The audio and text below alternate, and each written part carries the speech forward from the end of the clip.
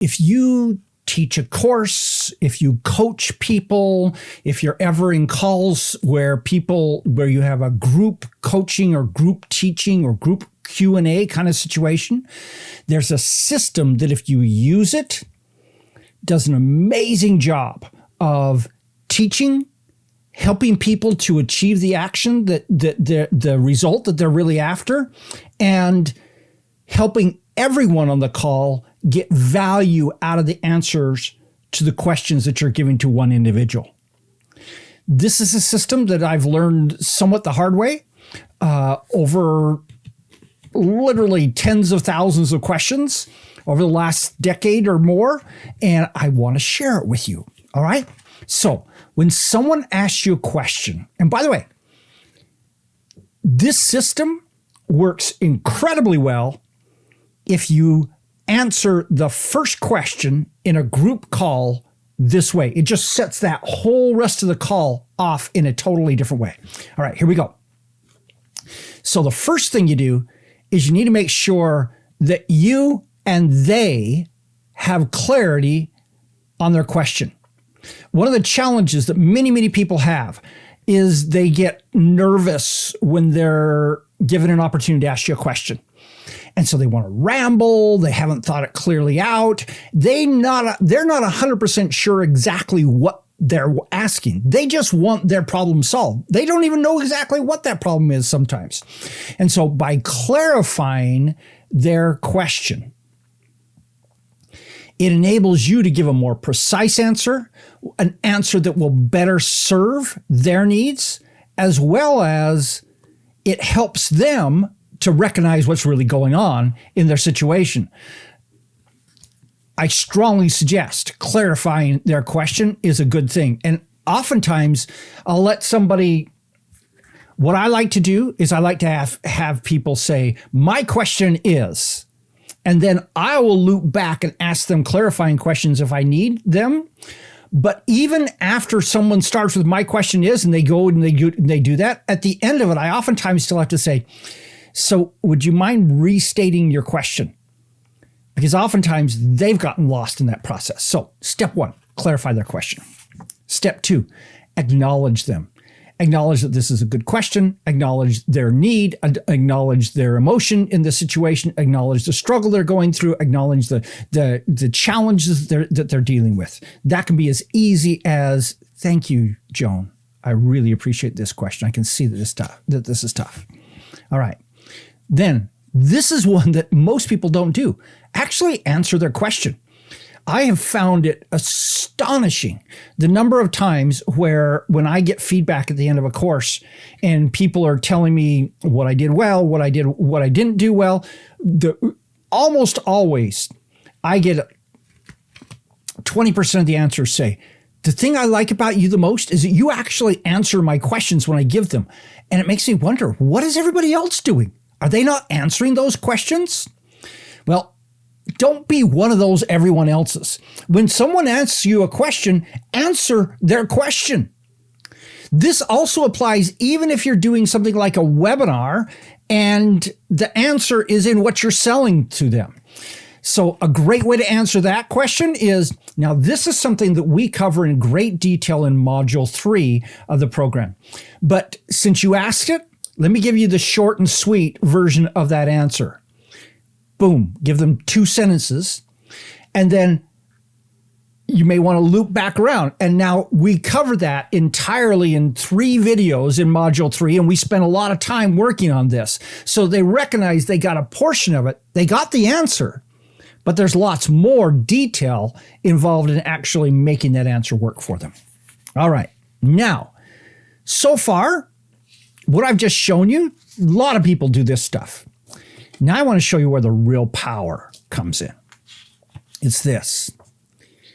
Teach them the underlying principle.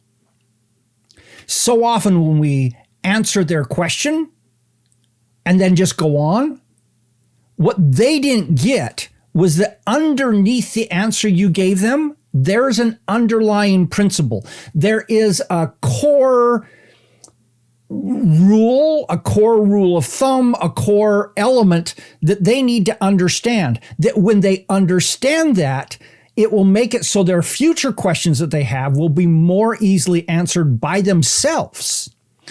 And so this teaching them the underlying principle is probably the single most powerful thing you can do in answering someone's question. You need to answer the detailed question. But then when you step back and you say, now let me just show you the principle behind what I just told you. And then you describe what that is.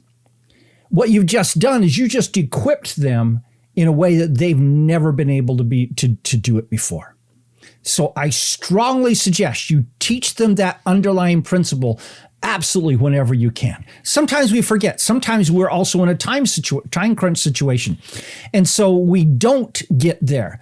But oftentimes you can do it in 2 or 3 sentences. Strongly recommend. Teach that underlying principle. Here's the next one. And sometimes this happens in the teaching the underlying principle, is this. Generalize your answer. Now, this one applies the most when you're in a group coaching kind of situation. Somebody just asked you about, is this headline better than that headline for an article that they're writing?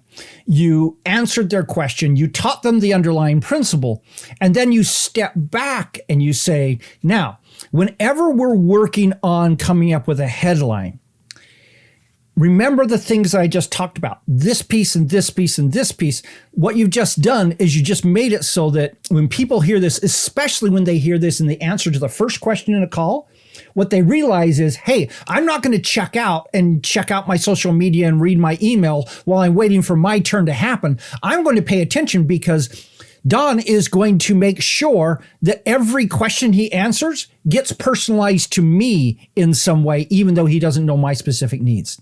This generalizing the answer is so powerful. And I'll tell you, 99% of all the coaches I've ever been on calls with never do this. So if you want to beat 99% of your competition, learn how to do this on every single question, on every single call. Now, this last principle is optional. By the way, I'm sorry, let's go back to this one. Generalize your answer. What about if you're in a one-on-one call? How do you generalize an answer in a one-on-one call? Well, you just taught them the principle. Now we generalize the answer by saying, now let's look at how this can apply in more situations.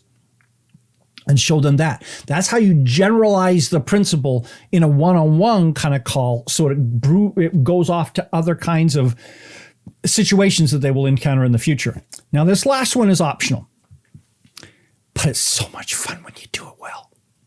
It's this: expand the principle. Especially if you do this in the first question on a call. What you do here is you take what you just taught them, the core principle, and then you say, now let me show you another way to use this that really works wonderfully. And then you show them something that is based on that principle that's even more powerful than everything else you just talked about. What that does is immediately has people writing these things down. They immediately believe that you're brilliant. They immediately want to follow you. They immediately want to pay attention to you because you're giving more than you were asked. Here, this is where you stop responding to their specific questions and start to draw upon your database of knowledge and show you the latest, greatest, best practices, what's working the best now. This is where the real power happens. So these last 3 steps in the process. So we've answered their question.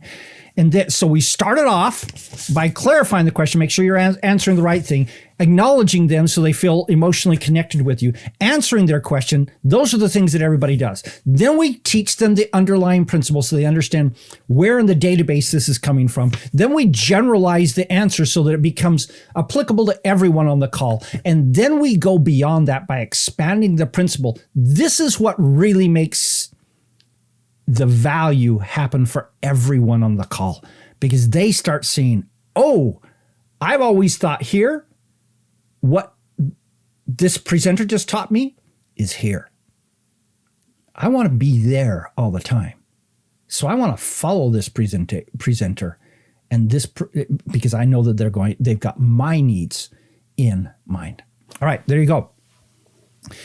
I believe that's 6. Yes, 6 steps in the system to answer questions when people ask you questions in a group or an individual coaching call situation. So let me know what you think. Does this make sense?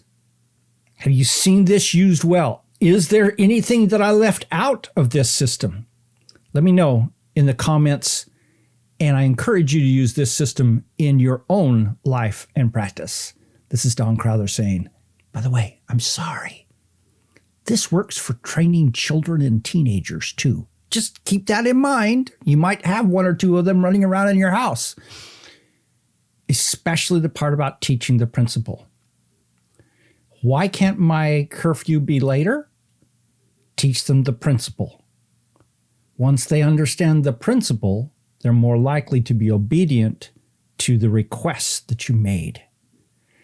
And they understand. And then you're able to do things like, potentially some children don't even need a curfew because they understand the principle and they just come home at an early hour on their own because that principle is there. Okay? All right. This is Don Crowther saying, just go do this stuff.